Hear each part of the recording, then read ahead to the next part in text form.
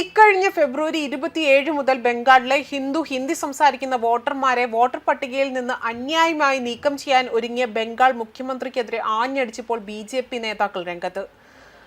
BJP. നേതാക്കൾ ഒന്നടങ്കമാണ് രംഗത്ത് വന്നിരിക്കുന്നത്.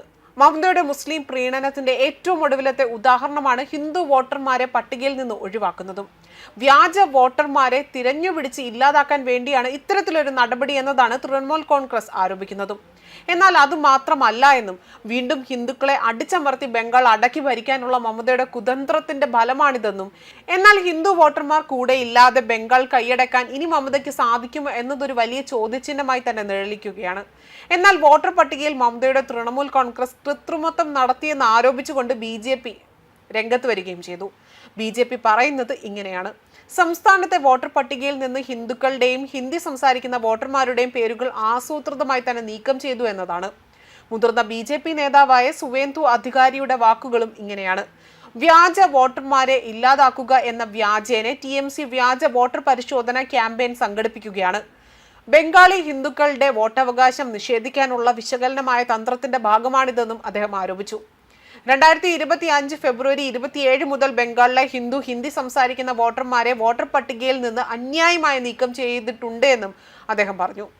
ബംഗാളി ഹിന്ദി സംസാരിക്കുന്ന ജനസംഖ്യ കൂടുതലുള്ള പ്രദേശങ്ങളിൽ നിന്നാണ് വോട്ടർമാരെ നീക്കം ചെയ്തിരിക്കുന്നതും.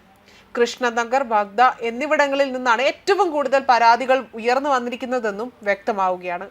അതുപോലെ തന്നെ ബംഗ്ലാദേശികളല്ല എന്ന് തെളിയിക്കാൻ ഹിന്ദു വോട്ടർമാരോട് ആവശ്യപ്പെടുകയും ചെയ്തിട്ടുണ്ട്. മമതാ ഭരണത്തിൽ മനം മടുത്തുകൊണ്ട് ഹിന്ദുക്കൾ സംഘടിക്കാൻ തുടങ്ങിയതിന് പിന്നാലെയാണ് മമതയുടെ ഈ ഒരു പുതിയ നീക്കം വന്നിരിക്കുന്നതും. തന്നെ പുറത്താക്കുമെന്ന ഭയത്താലാണ് മമത ഈ തന്ത്രം നടപ്പിലാക്കുന്നതെന്നാണ് റിപ്പോർട്ടുകൾ സൂചിപ്പിക്കുന്നതും. അതേസമയം ഇക്കഴിഞ്ഞ ദിവസവും ബംഗാൾ മുഖ്യമന്ത്രി മമതാ ബാനർജിക്കെതിരെ ശബ്ദമുയർത്തിക്കൊണ്ട് MLA കൂടിയായ സുവേന്ദു അധികാരി രംഗത്ത് വന്നിരുന്നു. ഇനിയും തുടർന്ന് മമത തന്നെ ബംഗാൾ ഭരിച്ചാൽ അധികം വൈകാതെ തന്നെ ബംഗ്ലാദേശിന് തുല്യമാകും ബംഗാളിന്റെ ഗതിയെന്നും, ഇനി കുറച്ച് ദിവസങ്ങൾ കൂടി കഴിഞ്ഞാൽ മമതയുടെ ഭരണം അവസാനിക്കുമെന്നും, അതോടെ തന്നെ ഹിന്ദുക്കളുടെ നേരെയുള്ള മമതയുടെ പരസ്യ പ്രീണന ശ്രമങ്ങൾ ഇനി വിലപ്പോകില്ല എന്നും അദ്ദേഹം പറഞ്ഞു.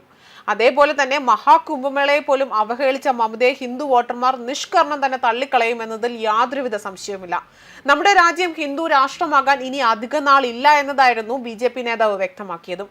അദ്ദേഹത്തിന്റെ വാക്കുകൾ ഇങ്ങനെയായിരുന്നു: മമതയുടെ ഭരണത്തിന് ഇനി ഏതാനും ദിവസങ്ങൾ മാത്രമേ ഉള്ളൂ. പശ്ചിമ ബംഗാളിലെ ഹിന്ദുക്കൾ ഇനി മമതാ സർക്കാരിന്റെ പരസ്യമായ പ്രീണന ശ്രമങ്ങൾ സഹിക്കില്ല എന്നും, ഇനി ഇന്ത്യയിൽ ഹിന്ദുക്കൾ ഭരിക്കുമെന്നും, ഹിന്ദുക്കൾക്ക് വേണ്ടി പ്രവർത്തിക്കുന്നവർ തന്നെ പശ്ചിമ ബംഗാളിലും ഭരിക്കും.